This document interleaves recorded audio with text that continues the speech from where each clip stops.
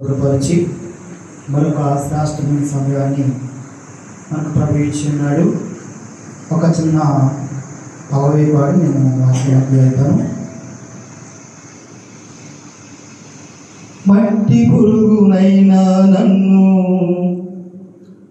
ఎన్నుకుంటివి, విలువలేని నా బ్రతుకులకు ప్రేమ పంచినావు. మట్టి పురుగునైనా నన్ను ఎన్నుకుంటివి, విలువలేని నా బ్రతుకులకు ప్రేమ పంచినావు. నీకెవరు సాధ్యరాయ్యా, నీకంటే లోకములో ఎవరున్నారయ్యా. నీకెవరు సాధ్యరాయ్యా, నీకంటే లోకములో ఎవరున్నారయ్యా. నిత్యమునిచ్చేది నీ ప్రేమే యేసయ్యా, నిలకడగా ఉండేది నీ మాటే యేసయ్యా. నిత్యమునిచ్చేది నీ ప్రేమే యేసయ్యా, నిలకడగా ఉండేది నీ మాటే యేసయ్యా. నాతో ఉండేది నీ స్నేహం యేసయ్యా, నాలో ఉండేది నీ మాటే యేసయ్యా. నాతో ఉండేది నీ స్నేహం యేసయ్యా, నాలో ఉండేది నీ మాటే యేసయ్యా. నీ ప్రేమే యేసయ్యా, నిలకడగా ఉండేది నీ మాటే యేసయ్యా.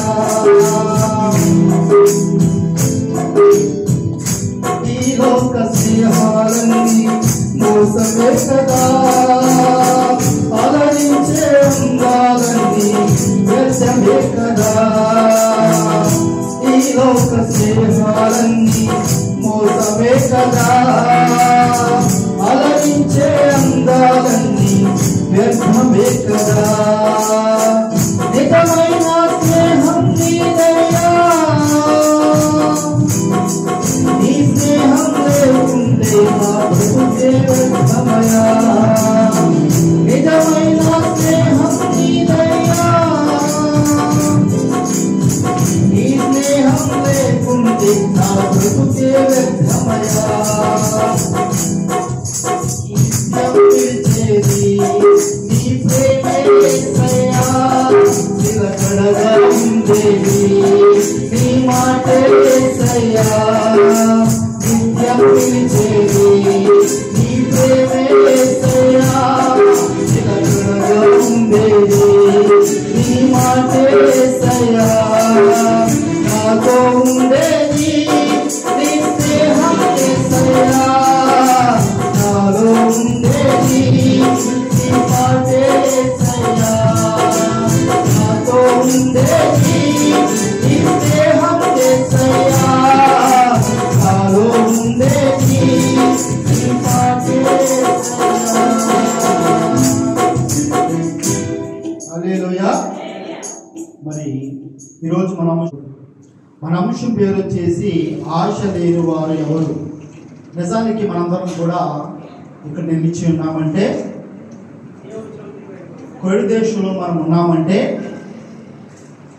కొడి దేశంలో ఈ దినాన్ని మనం ఇక్కడ ఉన్నామంటే, అమ్మ అందరూ అటు ఇక్కడ చూస్తున్నారు. కొడి దేశంలో మనం ఇక్కడ ఉన్నామంటే దానికి ఒక రీజన్ ఉంది. ఆ రీజన్ ఏంటంటే చెప్పండి, ఒక ఆశ పడ్డాం కదా. ఇండియాలో ఉన్నప్పుడు మనందరం కూడా ఒక ఆశ కలిగి ఉన్నాం.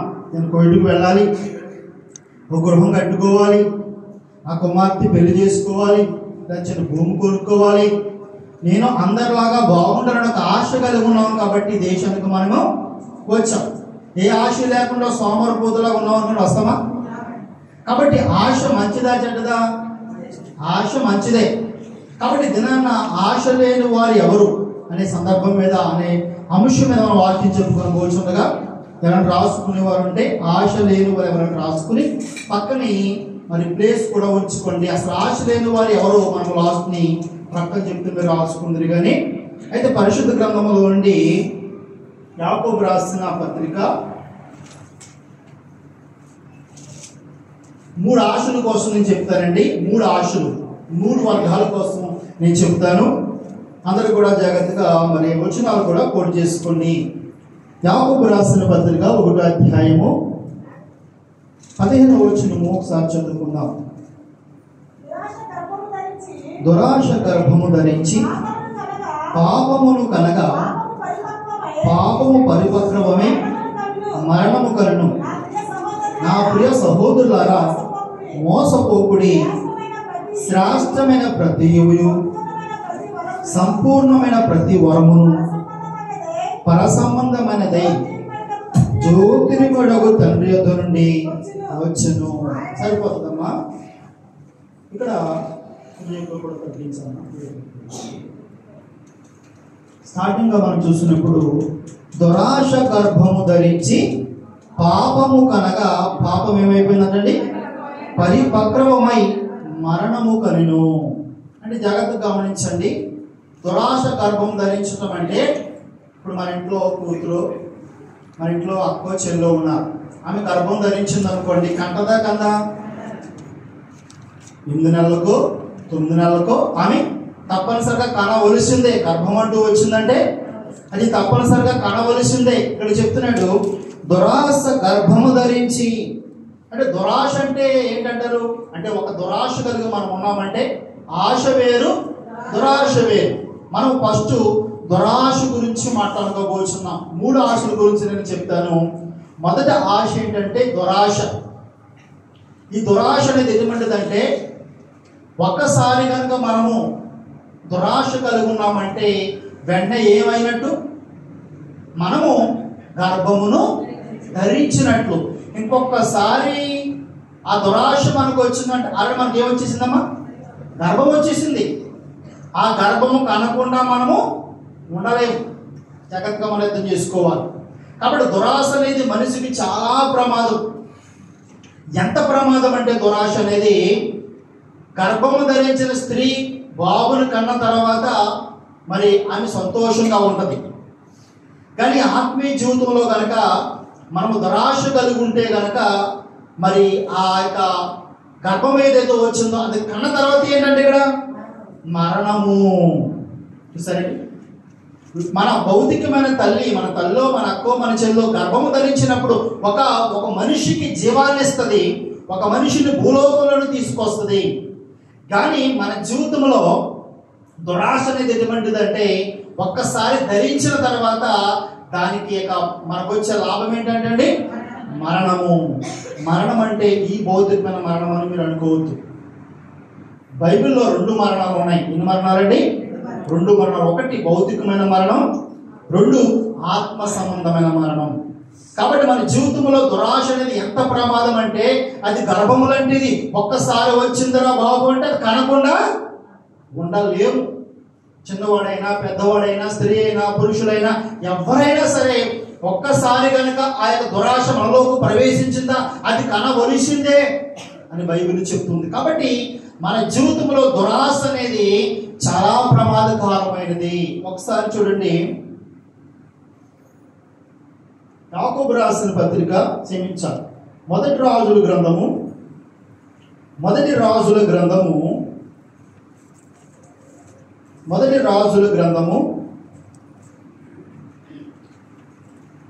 21వ అధ్యాయము 14వ వచనం చదువుకుందాం. మొదటి రాజుల గ్రంథము 21వ అధ్యాయం 14వ వచనం. నాబోతు రాతి దెబ్బల చేత మరణమాయనని వారు యెజెబెలునకు వర్తమానము పంపగా, నాబోతు రాతి దెబ్బల చేత మరణమాయనని యెజెబెలు విని, నాబోతు సజీవుడు కాడు, అతడు చనిపోయిను కనుక నీవు లేచి యెజ్రెయేలు వాడైన నాబోతు క్రయమునకు నీకు ఇయ్యనలేకపోయి అతని ద్రాక్ష తోట స్వాధీనపరుచుకోమని ఆహాబుతో చెప్పెను. హల్లెలూయా. ఇక్కడ ఈ స్టోరీ మనము చాలా సార్లు పరిశుద్ధ గ్రంథంలో వింటూ వస్తున్నాం. ఇవి పేరేం పేరండి? పేరు. భర్త గారి పేరేం పేరు? ఆహాబు గారు. మరి ఆహాబు గారు ఎవరైనా అదే ఆయన ఎవరు? ఆయన క్యారెక్టర్ ఏంటి? నాబోతు గారు ఎవరు? క్షమించాలి, ఆహాబు గారు ఎవరు? రాజు గారు. అంటే ఒక దేశమునకు రాజు, ఒక దేశమునకు అధిపతి. అతనికి ఎంతో బంగారం ఉంది, ఎంతో ఆస్తి ఉంది, ఎంతో భూమి ఉంది. మనకు తెలుసండి, మన దేశంలో ఒక ఎమ్మెల్యే గారు అయితేనే ఎమ్మెల్యే గారు, వాళ్ళ కూతుర్లు, వాళ్ళ కొడుకులు, వాళ్ళ కుమారులు, వాళ్ళ మనవరులు కూడా ఏమైపోతున్నారు? సెటిల్ అయిపోతున్నారు, గొప్పవారు అయిపోతున్నారు. అటువంటిది ఒక దేశమునికి ప్రధానమంత్రి ఆహాబు గారు. కాబట్టి వాళ్ళకి చాలా ఆస్తి, చాలా డబ్బు, చాలా పరువు ఎన్నో ఉన్నాయి. అయితే ఆయనకు ఒక 100 ఎకరాల స్థలము, చాలా పెద్ద తోట ఉందంటండి. ఆ పక్కన ఒక తోట పక్కన ఒక చెక్క మొక్క ఉందంట.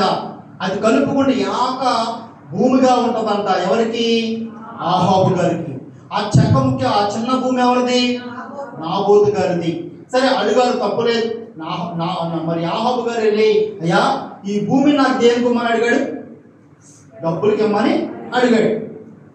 తప్పులేదు, ఆశపడ్డాడు. ఆశ తప్పు కాదు, ప్రతి మనిషికి ఆశ తప్పేమీ కాదు. ఆశపడినప్పుడు ఆయన ఏం చెప్పాడు? ఇది నా పిత్రార్జితం, మా తాతలు, మా ముత్తాతలు. ఎందుకంటే యూదులకి పిత్రార్జితం అమ్ముకోకూడదు, దేవుడే ఆ మోషే గారు ఇచ్చిన ఆజ్ఞ. కాబట్టి ఇది నా పిత్రార్జితం. ఎందుకంటే అతను ధర్మశాస్త్రంలో కూడా కోడ్ చేశాడు అక్కడ. ఇది నా పిత్రార్జితము, నేను ఇవ్వను, అమ్మనని చెప్పాడు. కాబట్టి అప్పుడు ఏం చేయాలి ఆహాబు గారు? కరెక్టే కదా, ధర్మశాస్త్రంలో కూడా ఉంది కదా, పిత్రార్జితము భూమి అయితే వాళ్ళ బంధువులు కొనుక్కోదాం, మనకెందుకు భూము అని. అప్పుడంటే మనం ఏమైపోవాలి? రిపెండ్ అయిపోవాలి, తను సర్దుకోవాలి. కానీ ఇల్లు ఏం చేశాడంటండి? మంచం మీదకి వెళ్ళిపోయి మూతు ముడుచుకుని అన్నపానములు కూడా మానేసి మరి నిద్రపోతూ ఉన్నాడంట. ఈ వర్తమానం ఎవరికి తెలిసింది?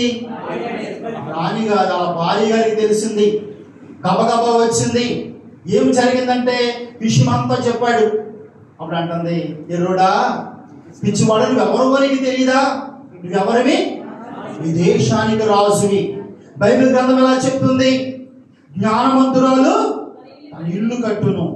నిజానికి ఒక స్త్రీగా ఉన్న ఆమె, గుర్తుపెట్టుకోండి, పురుషుడుకు స్త్రీని ఎందుకు ఇచ్చాడంటే, ఎందుకు ఇచ్చాడండి? ఆదికాండంలో ఉంది కదా, స్త్రీని ఎందుకు ఇచ్చాడు పురుషుడికి? సహాయకురాలు, సహకారి. అంటే చెప్పాలంటే కుటుంబంలో ఎక్కువ పోర్షన్ ఎవరికి ఉంటుంది అంటే భార్యకే ఉంటుంది. మీకు ప్రధానమంత్రి సిస్టమ్ తెలుసు కదండి. ప్రధానమంత్రి గారు ఉంటారు, ప్రధానమంత్రి సహకారులు ఉంటారు. యాక్చువల్లీ ప్రధానమంత్రి గారు ఎక్కడికి వెళ్ళాలో చెప్పేది ఎవరు అనుకున్నారు? సహకారులు. ఎవరి మీరు ఎలా కోవిడ్కి వెళ్ళాలి, ఇవాళ అమెరికాకు వెళ్ళాలి అంటే మొత్తం అంతా వాళ్ళు నడిపిస్తారు పాపం. అలాగే కుటుంబంలో కూడా వాస్తవానికి భర్త ఉన్నప్పటికీ కూడా క్రమ పద్ధతిలో నడిపించవలసిన బాధ్యత ఎవరిది? భార్య గారిది. కొన్నిసార్లు ఆ ప్రధానమంత్రి తప్పుడు ఆలోచనలు కూడా తీసుకుంటాడు. ప్రధానమంత్రి లోకం అంటే ఏంటో తెలియదు, కానీ ఎవరికి తెలుస్తుంది? సహకారులు పని అది.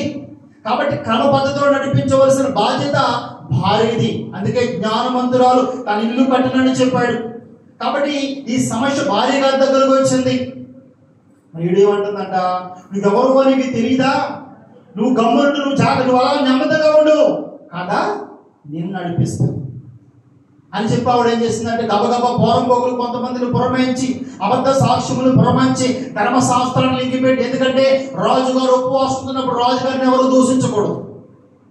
చూడండి, బైబిల్ గ్రంథాన్ని వాడుకున్నారు వాళ్ళు, దేవుని వాడుకుంటున్నారు వాళ్ళు, దేవుని వాడుకుని ధర్మశాస్త్రాన్ని వాడుకుని.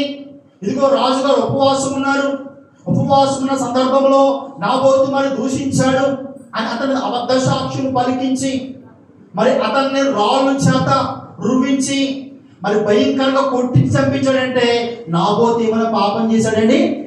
ఏమి పాపం చేయలేదు. నాబోతుకి భార్య ఉంది, నాబోతుకి బిడ్డలు ఉన్నారు, నాబోతుకి కుటుంబం ఉంది. సేమ్ టైము యాహాబుకు భార్య ఉంది, యాహాబుకు కుటుంబం ఉంది. దురాశ ఎంత ప్రమాదమో చూడండి. ఆ దురాశలు గర్భం ధరించారు, అది కనకుండా ఉండలేకపోయారు వాళ్ళు. ఒకసారి ఆలోచించుంటే వదిలిపోయింది. వాళ్ళకి ఆస్తులు కరువు అండి, ఎంతో ఆస్తి, ఎంతో భూమి, ఎంతో డబ్బు ఉంది, చంపించేశాడు భార్య అంటుంది. ఏమండి, వెళ్ళండి, స్వాధీనపరచుకోండి. నిజానికి చాలా కుటుంబాల్లో మనం చూస్తాం, కుటుంబంలో భర్తని చెడిపోయేవారు కూడా ఎక్కువ మంది భార్యలు ఉంటారు. అంటే మీరు ఇక్కడ ఉన్నారని కాదు, కానీ చాలా చోట్ల మనం చూస్తూ ఉంటాం. సహకారంగా ఉండవలసిన భార్య అధికారం చేసి, ఆధిపత్యం చేసి భర్త జీవితాన్ని, కుటుంబాన్ని పాడు చేసుకునే వారిలో ఎక్కువ స్త్రీలు ఈ దినాలలో కనబడుతున్నారు. ఆ దినాలలో కూడా మనకి ఉన్నారండి. అక్కడితో క్లోజ్ అయిపోయింది అనుకుంది ఆవిడ, ఎవరు చూడట్లేదు అనుకుంది. అందుకే కన్నిచ్చిన వాడు కానుకున్నా, చెవిచ్చిన వాడు వినకున్నా. ఆ పరలోక రాజ్యంలో దేవుడు చూస్తూనే ఉన్నాడు. నాబోతు మీద చేస్తున్న కుట్ర, నాబోతు మీద చేస్తున్న భయంకరమైన పన్నాగాలు అన్ని చూస్తూనే ఉన్నాడు. కొన్నిసార్లు మనం అనుకుంటాం, దేవుడు ఉన్నాడా, దేవుడు చూస్తాడా, నా జీవితం ఎలాగైతే దేవుడు పట్టించుకోడేంటి, నేను అన్యాయం అయిపోతున్నాను, నన్ను చూడట్లేదేంటి అనుకుని చాలాసార్లు మనము అనుకుంటూ ఉంటాం. కానీ దేవుడు ప్రతి దాన్ని చూస్తాడంటే, ఆకాశం నుంచి పరిశీలించి చూస్తున్నాడంట. ఆయన ప్రతి దాన్ని చూసేవాడైనా. నాబోతు చనిపోయాడు, ద్రాక్ష తోట స్వాధీనపరుచుకున్నాడు, అంతతో స్టోరీ అయిపోలేదండి. దేవుడు తన ప్రవక్తను పంపించాడు, ఏలియాను పంపించాడు. పంపించడానికి ఏం చెప్తున్నాడు తెలుసండి, ఇదిగో నీవు చేసిన పనులు బట్టి ఎక్కడైతే నువ్వు అక్కడ నాబోతు రక్తము కుక్కలు నాకాయో, ఏ విధముగా నాబోతు కుక్కల రక్తము నాకిందో, అదే విధంగా నీ రక్తము, నీ భార్య రక్తము అదే విధంగా నాకుతాయి కుక్కలని దేవుడు చెప్పమనని చెప్పినప్పుడు మీరు గమనించండి, ఆహాబు కానీ యెజ్బేలు కానీ వాళ్ళ చేతులారా వాళ్ళ కుటుంబాన్ని నాశనం చేసుకున్నారని. ఎవరైనా వాళ్ళు పాడు చేశారా? ఎవరు పాడు చేయలేదు. గుర్తుపెట్టుకోండి, చాలాసార్లు మనం అంటాం వాళ్ళ వల్ల పాడైపోయాను, వీళ్ళ వల్ల పాడైపోయాను అని చాలాసార్లు మనం చెప్తాం. మనల్ని ఎవరు పాడు చేయరు, మనమే పాడు చేసుకుంటాం. మన కుటుంబాన్ని మనమే పాడు చేసుకుంటాం, మన జీవితాన్ని మనమే పాడు చేసుకుంటాం. అందుకే ఎప్పుడు ఎవరి మీద త్రోసి వేయకండి. ఆహాబు భార్య ఇద్దరు కూడా ఏం చేస్తారు తెలుసండి, వారి కుటుంబాన్ని వారే పాడు చేసుకున్నారు. శపితమైన కుటుంబంగా మారిపోయింది, కొంతకాలం అయిపోయింది. ఆహాబు మరణించాడు, ఆహాబు రక్తం కుక్కల నాకాయి, అర్ధాంతరంగా చచ్చిపోయాడు. కొంతకాలం బతకాలి, రాజుకి ఏ చింత లేకుండా చాలా కాలం ఆస్తిని అనుభవించాలి. దేవుడు ఆస్తిని ఎందుకు ఇస్తాడండి, పిల్లలు ఎందుకు ఇస్తాడండి, మనం అనుభవించాలని కదండి. ఈ ప్రపంచంలో అందరూ ఆయన పిల్లలే, అందరూ ఆయన బిడ్డలే, మనం అనుభవించాలని సంతోషంగా దేవుడు మనకు ఆస్తులు ఇస్తాడు, అంతస్తులు ఇస్తాడు. కానీ కొన్నిసార్లు మనం అర్థాంతరంగా మనమే పోగొట్టుకుంటాం. రీజను దురాశ, మనది కాంతి మనం ఆశించడం, మనది కాంతి మనం స్వస్థరించుకోవాలనుకోవటం. నాబోతు చేస్తున్న తప్పు భార్య ఏం చేసిందంట, ఎంకరేజ్ చేసిందంటండి. ఆమె చేసిన ఎంకరేజ్ ఆఖరికి భర్త చనిపోయాడు. కొంతకాలం తర్వాత ఏమైపోయిందండి, భార్య కూడా ఆ బిల్డింగ్ మీద నుంచి మరొక రాజు వచ్చి కింద పడవేసి ఏం చేశాడు, కుక్కలు వచ్చి ఆమె చచ్చిపోయిన తర్వాత కుక్కలు ఆమెని తినివేశాయి, నాకు వేసాయి అంటండి. మరి అందరితో అయిపోయిందా? వాళ్ళ కుటుంబం సీమితమైన కుటుంబం అయిపోయింది. వారే కాకుండా వారి కుటుంబము సర్వనాశనం అయిపోయింది. దీనికి రీజన్ ఏంటండి, ఆశ.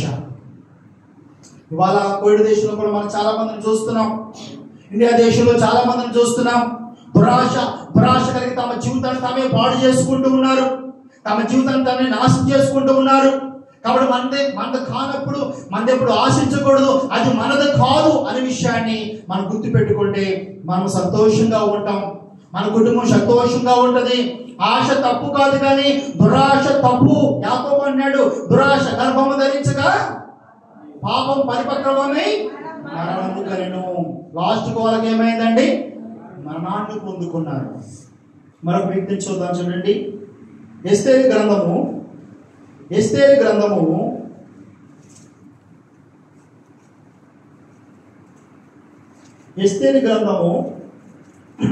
8వ అధ్యాయము, ఎస్తేరు గ్రంథం 8వ అధ్యాయం 1-2 వచ్చిన. ఆ దినమున రాజైన అహష్వేరోషు యూదులకు శత్రువైన హామాను ఇంటిని రాజైన ఎస్తేరునికి ఇచ్చెను. ఎస్తేరు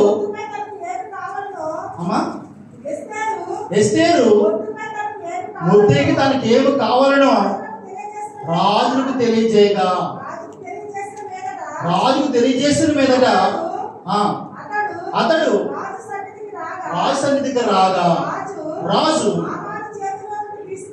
హామాను చేతి నుండి తీసుకుని తన ఉంగరమును మొర్దెకైకి ఇచ్చెను. సరిపోతుందమ్మా. హామాను తెలుసు కదండి. ఎంతమంది తెలుసు హామాను? తెలుసా అండి? కొంతమంది మాట్లాడలేదు అంటే చాలా మంది తెలియదు. తెలుసు కదండి. మరి హామాను అనే వ్యక్తి రాజుగారి దగ్గర సహకారిగా ఉండేవాడు, సైనాధిపతి. మరి రాజుగారి అతను ఏం చేశాడంటండి? హెచ్చించాడంట, గొప్ప స్థానాన్ని ఇచ్చాడు. రాజుగారి చేతుకున్న ఉంగరం అంటే ఒకనాడు యేసుకి ఎలా పరో ఉంగరం ఇచ్చాడు, నా దేశాన్ని నువ్వే పరిపాలించని. అలాగే హామాను ఒక సహాధికారిగా ఉన్నాడు కాబట్టి రాజుగారు ఉంగరాన్ని ఇచ్చేశాడు, అధికారం ఇచ్చించాడు. అంతేకాకుండా మరి తనకు ఒక ఇల్లు ఇచ్చాడంట. ఏమిచ్చాడమ్మా? ఒక ఇల్లు ఇచ్చాడు, వాద ఇచ్చాడు, ఉంగరం ఇచ్చాడు. అంటే హామానుకి ఏమైనా లోటు చేశాడా? అన్నీ ఇచ్చాడు. ఇక్కడ అదే ప్రాబ్లం అండి. అన్నీ ఇచ్చిన తర్వాత ఏమైపోతున్నాం మనము? చాలాసార్లు గర్వం మనలోకి వచ్చేస్తూ ఉంది. హామానుకి అన్నీ ఇచ్చాడు కాబట్టి, కింద స్థాయిలో నుంచి పైకి వచ్చాడు కాబట్టి అతను గొప్పవాడైపోయాడు. ఇప్పుడు అతనికి డబ్బు వచ్చింది, ఆస్తి వచ్చింది, అధికారం వచ్చింది, ఇల్లు వచ్చింది, అన్నీ ఉన్నాయి. ఇంకేం కావాలంటే అతనికి ఇంకా ఏదో కావాలి. అంటే గౌరవం అందరూ ఇస్తున్నప్పటికి కూడా అక్కడ ఏ వ్యక్తి అయితే ఉన్నాడో మొర్దెకై గారు, అతడి దగ్గర నుంచి కూడా గౌరవాన్ని పొందుకోవాలనుకున్నాడు. సరే, నిజానికి అతని మీద ఇతను దెబ్బలాడి వచ్చినప్పుడు అతనితో ఇతను చూసుకోవాలి. కానీ ఇతను అధికారం ఉపయోగించుకుని అతను అనుకున్నాడంట, వీనొక్కనే కాదు, ఎంతమందిని చంపాలంట? యూదులందరినీ చంపాలని ఒక నిర్ణయం తీసుకున్నాడంట. గుర్తుపెట్టుకోండి, దేవుని లేఖనం చెప్తున్నది, ఇదిగో మిమ్మల్ని ముట్టినవాడు నా కనుగుడ్డును ముట్టినట్లే.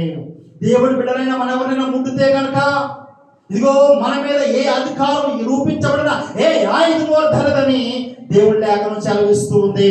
హల్లెలూయా. కాబట్టి అక్కడ జరిగిన సందర్భంలో హామానుకు దేవుడు అన్నీ ఇచ్చాడు. హామానుకి మరిదిగా అహష్వేరోషు అన్నీ ఇచ్చాడు. అన్నీ ఇచ్చినా కూడా అతను ఇంకేముందండి? దురాశ గర్భము ధరించి పాపము పరిపక్వమయ్యి మరణము కలిగిందంటండి.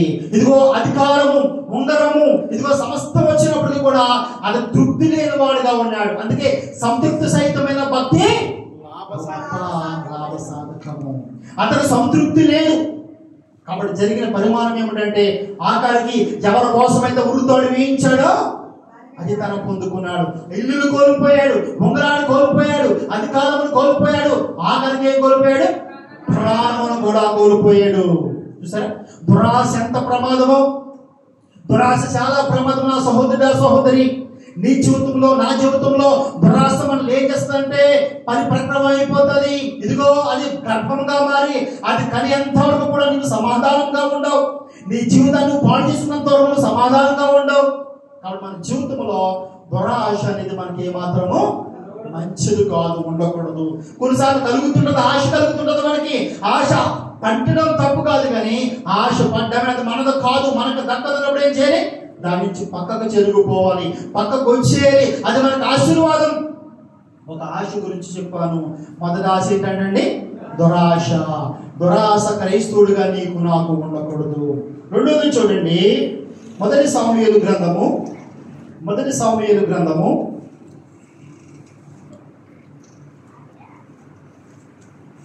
17వ అధ్యాయము. మొదటి సాముయేలు గ్రంథము 17వ అధ్యాయము 22వ వచనం. దావీదు తాను తెచ్చిన వస్తువులను సామాగ్రిని కనిపెట్టు వారు వశము చేసి పరిగెత్తుకుని పోయి సైన్యములో జోచి కృషభ పరుషుల తన సహోదరుని అడిగాను. అతను వారితో మాట్లాడుచుండగా గాదు ఫిలిష్తీయుడగు గొల్యాతు అను శూరుడు ఫిలిష్తీయుల సైన్యములో నుండి వచ్చి పై చెప్పిన మాటలు చొప్పున పలుకగా దావీదు వినును. ఇశ్రాయేలు అందరూ ఆ మనిషిని చూచి నీకిలి భయపడి వారి ఎదురు నుండి పారిపోగా ఇశ్రాయేలులో ఒకడు వచ్చుచున్న ఆ మనిషిని చూచితే నిజముగా ఇశ్రాయేలును తిరస్కరించుటకై వాడు బయలుదేరుచున్నాడు. వాడిని చంపిన వాడు రాజు మహేశ్వరమును కలుగజేసి తన కుమార్తెనిచ్చి పెండ్లి చేసి వాడి తండ్రి ఇంటూ వారిని ఇశ్రాయేలులో స్వాతంత్రులుగా చేయనుగా దావీదు జీవము గల దేవుని సైన్యమును తిరస్కరించుటకి సునితి ఎంతటో వాడు వాడిని చంపి ఇశ్రాయేలు నుండి ఈ నిందన తొలగించి వానికి బహుమతి ఏమని తన ఎదురు నిలుచున్న వారిని అడగగా హల్లెలూయా. చాలండి, ఇక్కడ ఒక బాలుడు మనకు కనబడుతూ ఉన్నాడు. ఈ యొక్క మాటలు మనకు తెలియజేసేటప్పటికి దావీదు బాలుడుగా ఉన్నాడు. అంటే 15-16 సంవత్సరాలు వయసు కలిగిన వాడుగా మనకు కనబడుతూ ఉన్నాడు దావీదు గారు. దావీదు గారి గురించి స్టోరీ మనం జాగ్రత్తగా విన్నప్పుడు గొలియాతు అని మరి 6 అడుగుల ఎన్ని అడుగులమ్మా 7 అడుగుల 7 అడుగుల 7 అడుగుల భారీ వ్యక్తి అంట. ఆ వ్యక్తి వచ్చి యుద్ధం చేస్తూ ఉంటే ఇశ్రాయేలు ఎవ్వరు కూడా కనీసం వాడు ఎదరికెళ్ళి పోట్లాడటానికి కూడా ఏం ఆలోచించలేదంట, ధైర్యం వాళ్ళకి సరిపోవట్లేదంట. సౌలుకు బలము చాలలేదు, సౌలు సైన్యంలో ఉన్న వారికి ఎవరికి బలము చాలలేదు. దావీదు వాళ్ళ అన్న సైనికులు వాళ్ళు కూడా యుద్ధ వీరులే, వారు కూడా దావీదు కంటే బలమైన వారు. మీకు తెలుసు కదండి, సామూయేలు వచ్చి అభిషేకించమన్నప్పుడు ఏమంటాడు సామూయేలు, నిజముగా ఇతడే గొప్పవాడు, ఇతని అహంకారము ఇతని రూపము గొప్పదనుకున్నాడు. అంటే దావీదు కంటే వాళ్ళ ఎంత బలంగా ఉంటారు, చాలా బలంగా ఉంటారు. వయసులో బలంగా ఉన్నారు, మరి బాడీలో బలంగా ఉన్నారు. కానీ వారు కూడా ఆ గొలియాతుని ఏమీ చేయలేకపోతున్నారంట. కానీ బాలుడు చిన్న వయసుతో ఉన్న దావీదు అన్నాడు, ఇదిగో జీవము గల మరి దేవుణ్ణి తిరస్కరించిన వీడు ఏపాటు వాడు, వీడిని చంపుతా నేను, వీడిని చంపి నేను ఏం చేస్తానన్నాడు. దావీదు జీవము గల దేవుని సంఘమును సైన్యమును తిరస్కరించుటకి సున్నతి లేని ఫిలిష్తీయుడు ఎంతటి వాడు, వాడిని చంపి ఇశ్రాయేలు నుండి నిందను తొలగించని వారికి బహుమతి ఏమని తన ఎదుట నిలుచున్న వారిని అడగగా, అంటే ఇప్పుడు దావీదు ఏం కలిగి ఉన్నాడు హృదయంలో, ఆశ కలిగి ఉన్నాడు. హల్లెలూయా. దావీదు హృదయంలో ఒక ఆశ పుట్టింది, ఇంకా యుద్ధంలోకి వెళ్ళలేదు, బయటే ఉన్నాడు. హృదయంలో ఆశ పడుతున్నాడు, ఇదిగో ఆ యుద్ధం నేను చేస్తాను, వాడిని చంపుతాను అని ఆశ కలిగి ఉన్నాడు. దేవుడు లేఖనం చెప్తుంది, ఆశ గల ప్రాణమునైనా తృప్తిపరచువాడు. అది ఎక్కడుందంటే మాట మరి 107వ కీర్తనలో 9వ వచనంలో మనకి మాట కనబడుతుందండి. ఆశ గల ప్రాణమునైనా తృప్తిపరచుచున్నాడు. అంటే దావీదు ఏమనుకున్నాడు, ఇప్పుడు ఆశపడ్డాడు, ఆ గొలియాతు నేను చంపుతాను, ఆ గొలియాతు నేను విజయం సాధిస్తాను అని ఆశపడి మరి ఆ మాట ఈ మాట మరి సౌలు దగ్గరికి వెళ్ళిందండి వార్త. సౌలు అన్నాడు, అయ్యా నీ వయసు చాలదు, నీ బలము చాలదు, నీ యుద్ధంలో నీ సామర్థ్యము చాలదు, నీకు ట్రైనింగ్ లేదు అన్నప్పుడు దావీదు అన్నాడు, అయ్యా నిజమే నాకు బలము చాలదు, నాకు శక్తి చాలదు, కానీ నా తండ్రి యొక్క మరి గొర్రెలు మేపుచున్నప్పుడు ఒకనొక దినాన ఒక ఎలుగుబంటు ఆ మందలోనికి వచ్చింది. ఎలుగుబంటు వచ్చి ఒక మరి గొర్రె పిల్ల పట్టుకుపోతుంటే ఏం చేసాం, ఆ పట్టుకుపోతుంటే దాని వెనకాల పరుగు వెళ్ళి ఆ ఎలుగుబంటుని చంపి, ఇదిగో ఆ ఎలుగుబంటులో ఉన్న ఆ యొక్క మేక పిల్ల నేను రక్షించాను. సౌలుకి మాత్రము కూడా మరి సౌండ్ లేదంటండి. ఏంటి, ఎలుగుబంటిని చంపవా? అవును, ఎలుగుబంటిని చంపి ఆ నోటిలో నుంచి గొర్రె పిల్లను విడిపించానని చెప్పాడండి.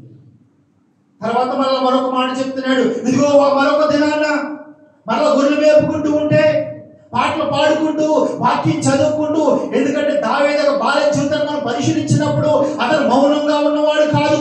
అతను ఆత్మీయ జీవితంలో తన పాటలు పాడుకుంటూ వాక్యాన్ని చదువుకుంటూ దేవుడితో కనెక్ట్ అయిన వాడు, దేవుడితో సంబంధం కలిగిన వారు ఈ లోకాన్ని జయిస్తారన్న విషయము దావీదు కనుగొన్నాడు. దావీదు పాటలు పాడుకుంటూ దేవుడితో మరి కనెక్ట్ కలిగి అక్కడ ఆ యొక్క అరణ్యంలో బ్రతుకుతూ ఉంటే పిల్లరా మరొక దినాన్ని ఏమొచ్చిందంట, సింహం వచ్చిందంట.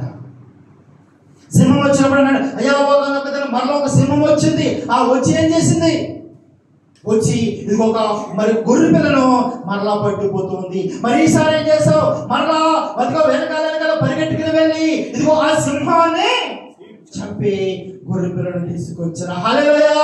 మరి సౌలు అన్నాడు, అవునా? అప్పుడు సౌలుకి అర్థమైంది, వీడు మామూలు వాడు కాదు, వీడిలో ఉన్నవాడు లోకంలో ఉన్నవాడు కంటే గొప్పవాడు. హల్లెలూయా. ఇది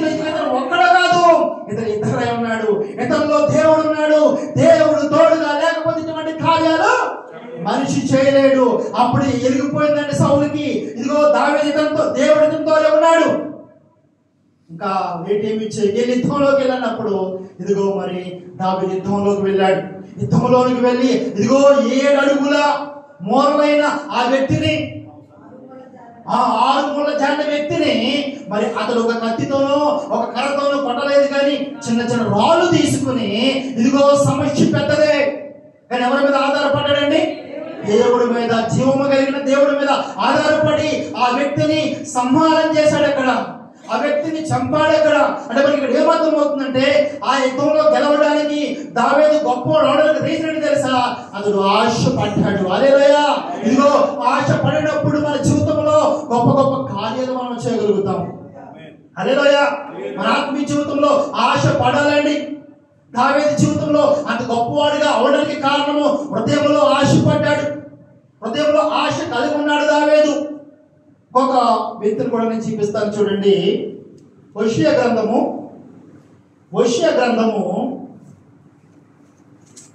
12వ అధ్యాయం 3వ వచనం. హోషేయ గ్రంథము 12వ అధ్యాయం 3వ వచనం. తల్లి గర్భమందు యాకోబు తన సహోదరుని మడమను పట్టుకునెను. మగసిరి గలవాడై అతడు దేవుడితో పోరాడెను. అతడు దూతతో పోరాడి జయముందును. అతను కన్నీరు విడిచి అతను బతుమాలను. బెతేలులో ఆయన అతను ప్రత్యక్షమాయెను. అక్కడ ఆయన మనతో కూడా మాట్లాడెను. హల్లెలూయా. ఈయన ఎవరంటండి? ఈయన ఎవరు? యాకోబు గారు. యాకోబు గారి గురించి ఎక్కడ ఎందుకు చెప్తున్నాడు హోషేయ గ్రంథంలో? అప్పుడు యాకోబు గారు చనిపోయాడు. అప్పుడు చాలా తరాలు జరిగిపోయాయి. మరి హోషేయ గ్రంథంలో యాకోబు గారు ఎందుకు జ్ఞాపకం చేస్తున్నాడు? ఈ హోషేయ గ్రంథం రాసేసరికి ప్రజలందరూ చచ్చిపోయారు. ఇదిగో నువ్వు బ్రతుకున్నావు అన్న పేరే తప్ప నువ్వు మృతుడివి. హల్లెలూయా. హల్లెలూయా. నువ్వు బ్రతుకున్నావన్న పేరే తప్ప మృతుడు అన్నట్లు ఇక్కడ ప్రజలందరూ చచ్చిపోయారు. ఒక ఆత్మీయ స్థితిలో చచ్చిపోయారు. ఇదిగో దేవుణ్ణి మరిచిపోయారు, దేవుణ్ణి విడిచిపెట్టేశారు, దేవునికి దూరంగా వెళ్ళిపోయి లోకాశలు, నేత్రాశ, శరీరాశ, జీవోటబము దేవుణ్ణి విడిచి వాళ్ళ ఇష్ట ప్రకారంగా బ్రతుకుతూ ఉన్నారు. హోషేయ ద్వారా మాట్లాడుతున్నాడు. ఇదిగో మీ తాత, ఇదిగో మీ ముత్తాత నడిచేసావా? ఎవరు? యాకోబు. మరి ఆ యాకోబు గురించి ఒకసారి మీరు పరిశీలించండి. ఆ యాకోబు ఏం చేశాడండి? ఆ తల్లి గర్భమందు యాకోబు తన సహోదరిని మడుగు పట్టెను. మగసిరి గలవాడే అతను దేవుడితో పోరాడాను. గుర్తుపెట్టుకుని ఎందుకు మాట ఆయన జ్ఞాపకం చేస్తున్నాడంటే, ఆత్మీయ జీవితంలో పోరాటం ఉండాలి మనకి. యాకోబు అంటండి, ఇదిగో తల్లి గర్భంలోనే పోరాటం మొదలు పెట్టాడంట. బయటకు వచ్చిన తర్వాత కూడా పోరాటం మొదలు పెట్టాడంట. ఒకానొక దినాన దేవునితో పోట్లాడటం మొదలు పెట్టాడంట. కన్నీరు విడుస్తూ ఉన్నాడంట, కన్నీరు కారుస్తూ ఉన్నాడంట. ఎందుకు కన్నీరు కారుస్తున్నాడు? ఆస్తుల కోసం కాదు, భూముల కోసం కాదు, గొర్రెల కోసం కాదు, మేకల కోసం కాదు. ప్రభువా నాకు అన్ని ఇచ్చావు తండ్రి, అయ్యా నాకు ఇల్లు ఇచ్చావు, నాకు భార్యలు ఇచ్చావు, నాకు బిడ్డలు ఇచ్చావు, అయితే నాకు ఆత్మీయ అభివృద్ధి కావాలి ప్రభువా, ఆత్మీయ ఆశీర్వాదం కావాలి ప్రభువా, అయ్యా నాకు పరలోక రాజ్యం కావాలి ప్రభువా, అయ్యా నన్ను దీవించు, అయ్యా నన్ను దీవించు, అయ్యా నన్ను దీవించని తెల్లవారు పెనుగులాడుతూ ఉన్నాడంట. దేవుని పాదాలు పట్టుకుంటూ ఉన్నాడంట. ఓ నా ప్రియ సహోదరుడా, సహోదరి, యాకోబు నీకు నాకు ఏం చెప్తున్నాడు తెలుసా? తన ఆత్మీయ జీవితంలో దేవుడితో పోరాడాడు, కన్నీళ్లు విడిచాడు. ఏమిటంటే కన్నీళ్లు విడిచాడు. ఈ రోజు నీకు నాకు కూడా ఇదిగో ఆత్మీయ జీవితంలో ఎదగాలని, ఆత్మీయ జీవితంలో బలపడాలని, ఇదిగో నువ్వు ప్రార్థన చేయాలని, ఇదిగో నువ్వు వాక్యమును చదవాలని, ఇదిగో నువ్వు వాక్యమును చెప్పాలని, దేవుని కోసం బ్రతకాలి, దేవుని సువార్త నేను చేయాలి అని నీలో ఆశ ఉన్నదా అంటే, ఈ రోజుల్లో చాలా మంది చచ్చిపోయారు, ఆత్మీయ స్థితిలో చచ్చిపోయిన వారుగా ఉన్నారు. ఏమో తిందుమా, ఏమో తాగుదుమా, ఏమో ధరించుకుందామా అనే బ్రతికే మనుషులు ఎక్కువైపోయారు. లోకంలో ఉన్నవారు అలాగే ఉన్నారు, క్రైస్తవులు కూడా అలాగే ఉన్నాం. నీకు తెలియ విషయం ఏమిటో తెలుసా?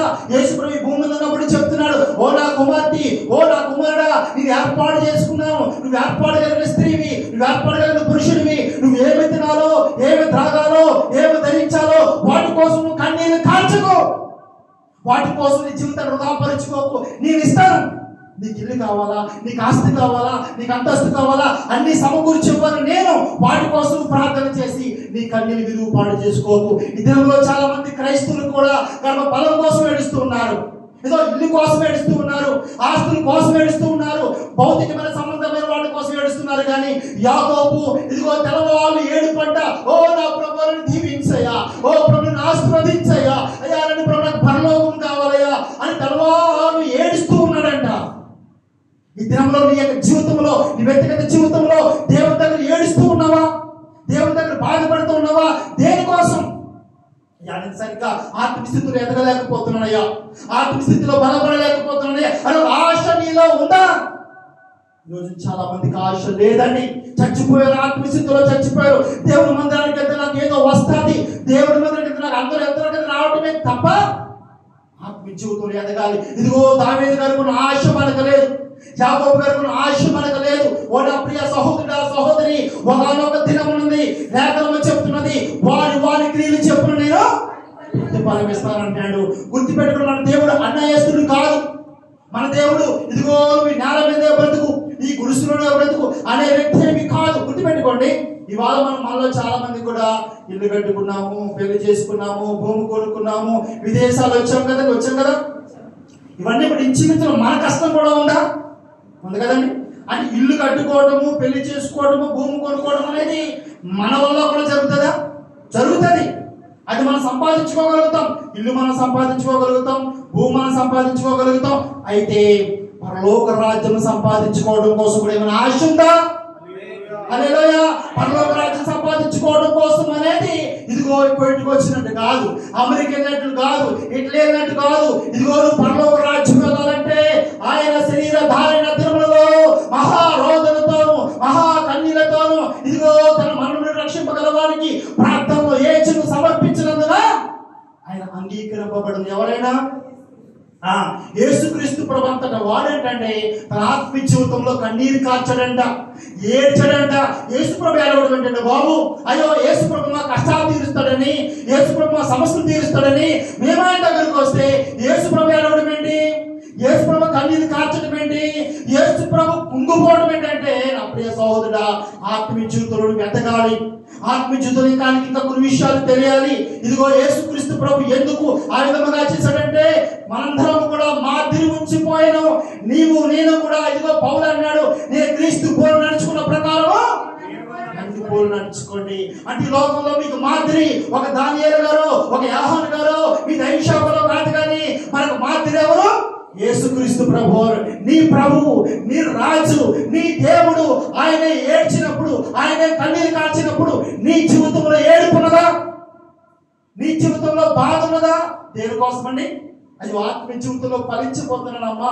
అందరూ చక్కగా పాటలు పాడుతున్నారు, అందరూ చక్కగా ప్రార్థన చేస్తున్నారు, అందరూ చక్కగా సువార్త ప్రకటిస్తున్నారు. నా బతుకలాగా ఎందుకు పోయింది ఎప్పుడైనా ఆలోచిస్తున్నావా? ఒక ఆశ నీలో ఉందంటే కొంతమందిలో ఉంది, లేదని చెప్పట్లేదు. కొంతమందిలో శరణం లేదు, కొంతమందిలో ఆలోచన లేదు, మందులుగా ఉన్నారు, మొద్దులుగా ఉన్నారు, బ్రతికి ఉన్నామన్న పేరు తప్ప మృదులుగా ఉన్నారు.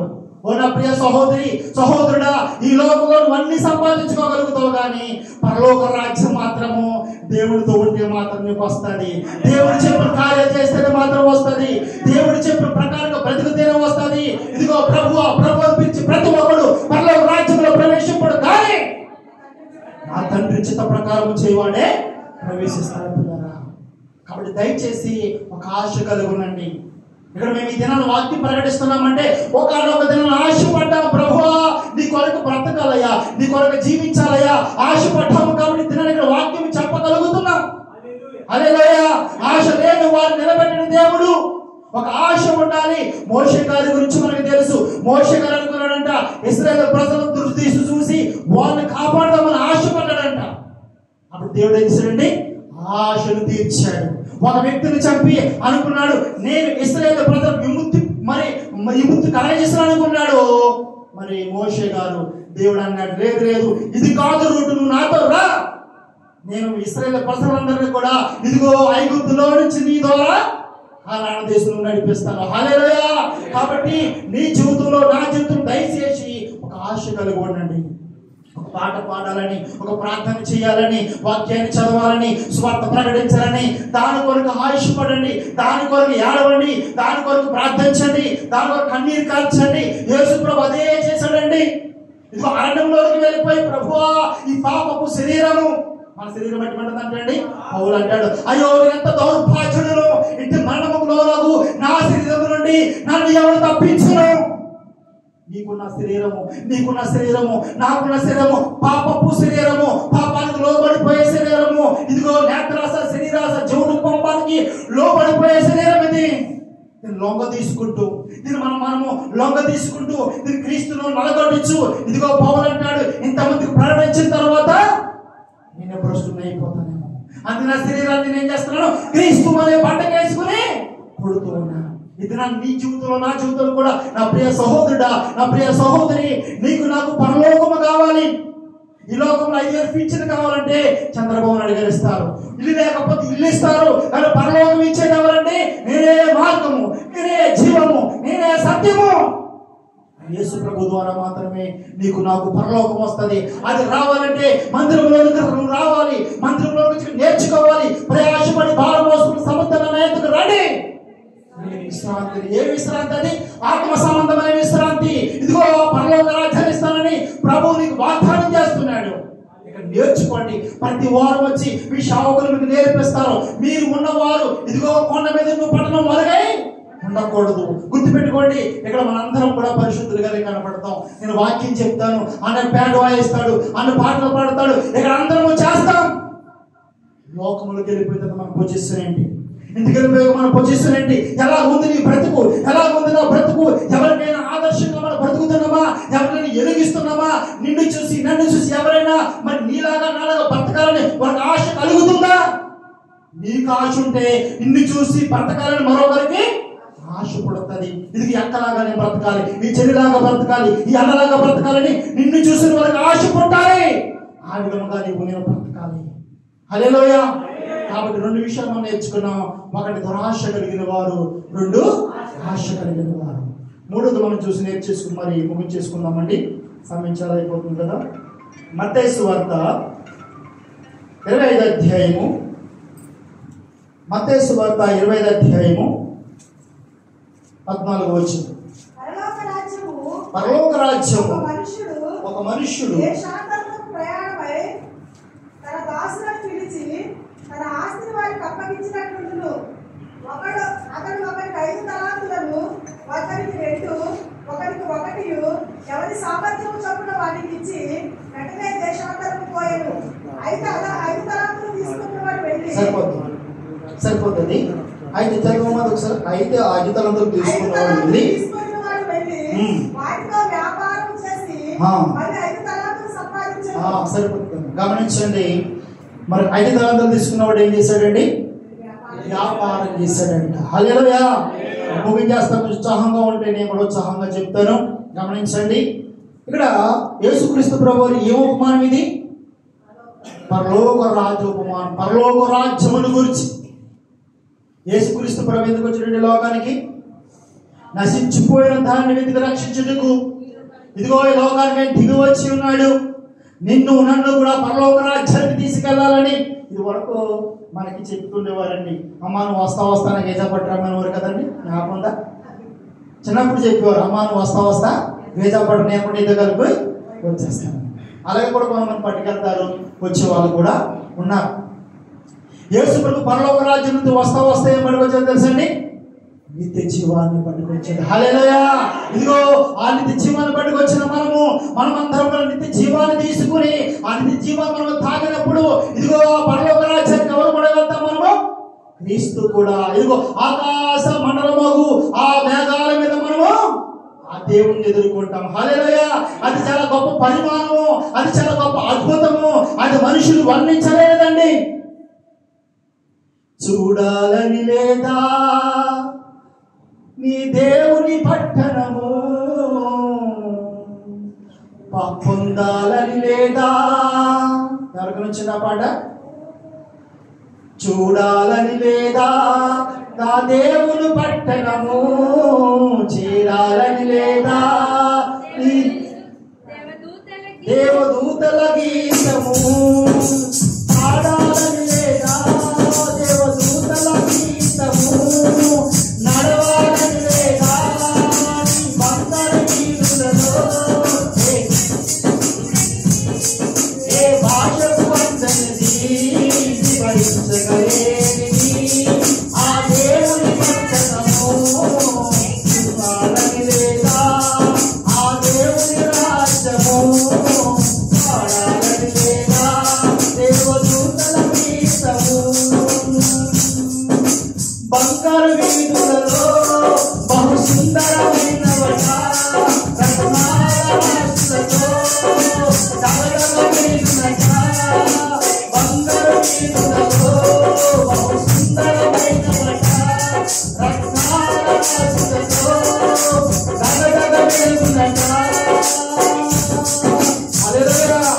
కాబట్టి ఆ పరలోక రాజ్యానికి వెళ్ళాలని, ఆ పరలోక రాజ్యం చూడాలని నీకు నాకేముండాలమ్మా?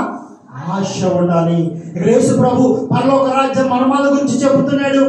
యేసు ప్రభు వెళ్ళిపోతూ మనందరికి ఏమి ఇచ్చాడు? ఒకటి నిత్య జీవాన్ని ఇచ్చాడు, రెండవది ఒకరికి 5 తలాంతులు ఇచ్చాడంట. ఎన్ని తలాంతులమ్మా? ఒకరికి 5 తలాంతులు, ఒక 2 తలాంతులు, మరొకరికి 1 తలాంతు ఇచ్చాడంట. మరి 5 తలాంతులు తీసుకున్నవాడు ఇదిగో లోకంలోకి వెళ్ళి ఏం చేశాడు? వ్యాపారం చేశాడు.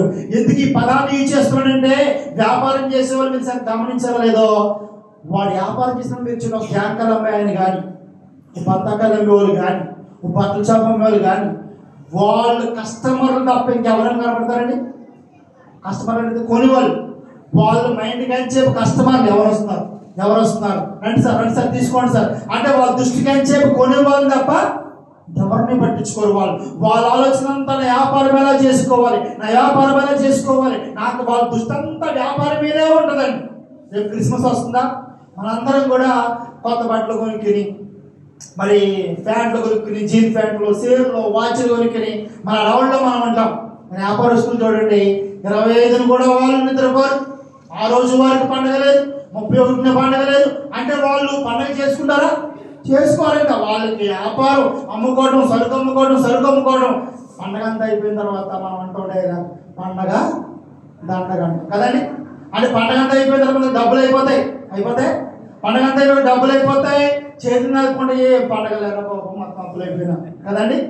మా పిల్లలు అయ్యి బాబు తినేసారు మొత్తం 10,000 రూపాయల బాటలు, 1,00,000 రూపాయల బాటలు, ఊరు బాబు అప్పులు ఎప్పుడు తీర్చలేటో అంటాం కదండి. అలాగే మనం పండగ సీజన్లో పండగలో గబగబా వెళ్ళి బట్టలు తెచ్చుకుంటాం. కానీ వ్యాపారస్తులు చూడండి, కష్టపడి అమ్ముకుంటారు, వారికి నిద్ర ఉండదు, తిండి ఉండదు. కానీ పండగ అయిపోయిన తర్వాత వాళ్ళు షాప్ పోలీసులు ఏం చేస్తారండి? శుభ్రంగా ఎంజాయ్ చేస్తారు. మీకు తెలిసే విషయం, డబ్బులు సంపాదించిన ఎంజాయ్ చేస్తారు. వ్యాపారం కూడా లక్ష్యం అది.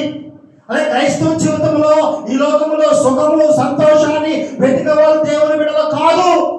ఇదిగో నీ దేహము యేసుక్రీస్తు వచ్చేంత వరకు కూడా దేవునికి ఇచ్చిన తలంతులతో వ్యాపారం చేయడం అనే ఉద్దేశం ఏంటంటే, నీకు పండగలు, నీకు పబ్బములు ఈ లోకంలో వాటి కోసం కాదు. కానీ ఇదిగో మన దేవుడిచ్చిన ప్రార్థన వరము, ఇదిగో వాక్య వరము, ఇదిగో స్వార్థ వరము, ఇదిగో నీకు 5 తలంతులు ఏవైతే ఇచ్చాడో ఆ 5 తలంతులతో నువ్వు ఏం చేయాలంట? వ్యాపారం చేయాలి. అంటే రుద్దుపరుచుకోవాలి. ప్రార్థన చేసుకోవడం ఆగిపోకూడదు. వాక్యం చదివారు ఆగిపోకూడదు. వృద్ధుపరుచుకోవాలి మనందరం కూడా. ఆ విధముగా మనం ఉన్నప్పుడు ఒకనొక దినం ఉంది. ఆ దినంలో మనం దేవుని దగ్గర సంతోషంగా విశ్రాంతి పొందుకుంటాం. ఇదిగో ధనవంతుడు లాజరు మనం చూసినప్పుడు, లాజరు ఇదిగో లోకంలో విశ్రాంతి ఉందా? లేదు. ఒక ఇల్లు ఉందా? లేదు. ఒక ఆస్తి ఉందా? లేదు. కానీ అతను ఏం పొందుతున్నాడంటమ్మా? నెమ్మది విశ్రాంతి పొందుకుంటూ ఉన్నాడంట. కాబట్టి ఇక 5 తలాంతులు తీసుకున్నవాడు మరొక 5 సంపాదించాడంట. దేవుని స్తోత్రం, హల్లెలూయా. మీలో కూడా అనేక మంది అట్టి విధముగా ఉండుదురు గాక. హల్లెలూయా, ఆమేన్. మరి 2 తలాంతులు తీసుకున్నాడు అన్నాడంట. అతను కూడా ఏం చేశాడండి? అతను కూడా వ్యాపారం చేశాడంట. 2కు మరొక 2 సంపాదించాడంట. నిజమే, సంఘములో అందరూ ఒకే సామర్థ్యత లేకపోవచ్చు. అదే ప్రభు చెప్పాడు, ఒకరు 30 దంతులుగా, ఒకరు 60 దంతులుగా, ఒకరు 100 దంతులుగా ఫలిస్తారని ప్రభు చెప్పుకుంటూ వచ్చాడు. 2 తీసుకున్నాడు, మరో 2 సంపాదించుకున్నాడు. మరొకటి తీసుకున్నవాడు ఏం చేశాడు? భూమిలో పాతి పెట్టి అతడు మరి తిరిగి వచ్చి ఎర్రి నవ్వునవుతున్నాడు. ఏ నవ్వునవుతున్నాడమ్మా? ఎర్రి నవ్వు. చూడ ఒకసారి అవుతుంది, చూద్దాం లాస్ట్ అవుతుంది చూడమ్మా. 20 కాదమ్మా, మనం 24 నుంచి చదువుతాం. 24 నుంచి. తరువాత ఒకతను తీసుకున్నవాడు వచ్చి, అయ్యా నీ విత్తిన చోట కోయివాడును, చనిని చోట పంట కూర్చువాడవని కనుడు అని నేను ఎరుగుదును. కనుక నేను భయపడి వెళ్ళి నీ తలంతులు భూమిలో దాచిపెట్టి తిని, ఇదిగో నీది నువ్వు తీసుకున్నామని చెప్పు. అందుకు అతని యజమానుడు వాడిని చూచి, సోమమైన చెడ్డ దాసుడా, నేను విత్తుల చోట కోయవాడును, చల్లని చోట పంట కూర్చువాడని నీ వెలుగుదువా? అట్లయితే నువ్వు నా సొమ్ము సహకారులతో ఉంచవలసి ఉండెను. నేను వచ్చి వడ్డీతో కూడా నా సొమ్ము తీసుకున్నాను నేను అతనితో చెప్పి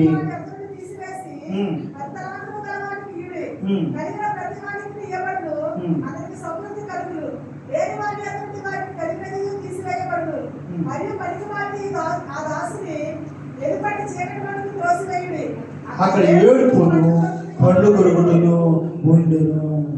ఇది చాలా భయంకరమైన మాట స్థితి.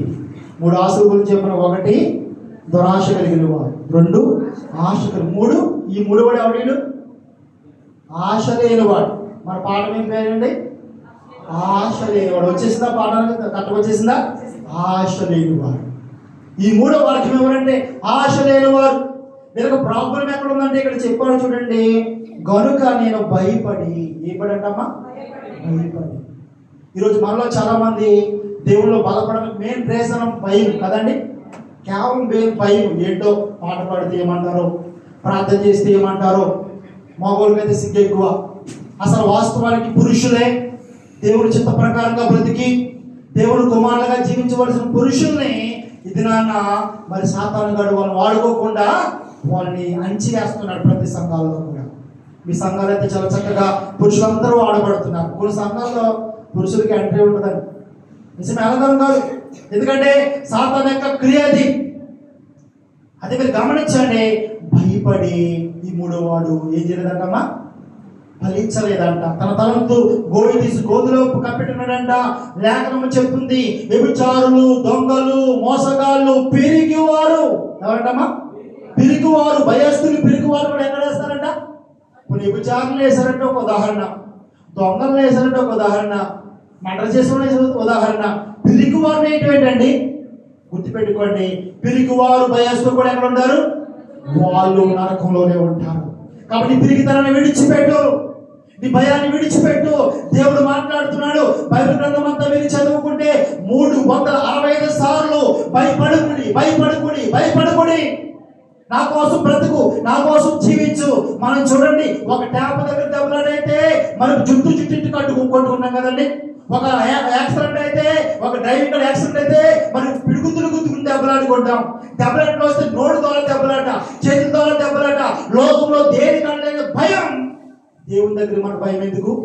దేవుని సన్నిధిలో భయం ఎందుకు? కాబట్టి నా ప్రియ సంఘస్థులారా, భయపడి ఫలించడం మానకండి. ఆశ లేని వారు ఎవరో తెలుసండి? అపాత్రులు. అదే రాసుకోమని చెప్తాను పక్కన దాకా బ్రాకెట్ చెప్పారు కదా. ఆశ లేని వారు పరలోక రాజ్యానికి అపాత్రులు. మీలో కనుక దేవుళ్ళో ఫలించాలి, దేవుళ్ళో బ్రతకాలి, దేవుళ్ళో జీవిత ఆశ లేదా మీరు పరలోక రాజ్యానికి అపాత్రులు, పిరికివారు, భయస్తులు కూడా నరకంలో ఉంటారని దేవుడు వాక్యం చెప్తుంది. కొంతమంది ఎలా చెప్తారండి, ఇదిగో నువ్వు ఏడవకమ్మా, ఏం పర్వాలేదు, దేవుడు కార్యం చేస్తాడు అని చెప్పే ప్రసంగాలు కాదు. ఇదిగో నువ్వు దేవుని కోసం నిలబడాలి, నువ్వే నిలబడాలి, నీవే దేవుని కోసం జీవించాలి, నీవే విదజల్లాలి, నీవే కొండ మీద పట్టణం వల్ల ప్రకాశించాలి. అప్పుడు నీకు పరలోక రాజ్యాన్ని పొందుకుంటావు. హల్లెలూయా. కాబట్టి ఆశ గల ప్రాణాన్ని ఏం చేస్తాడు? తృప్తిపరుస్తాడు. నా ప్రియ సహోదరులారా, దురాశ మనకొద్దు, మనంతకాంతి మనకొద్దు. ఆశ కలుగుందాం. దావీదు వలె ఆశ కలుగుందాం, మోషే వలె ఆశ కలుగుందాం, యాకోబు వలె ఆశ కలుగుందాం. ఆశ లేని వారుగా కూడా మనము ఉండవద్దు. ఈ మాటలు ప్రభువుని మన ఇంట్లో దేవుడు దీవించి ఆశీర్వదించును గాక. అందరికి కూడా పేరు పేరు చెప్పిన వందనాలండి.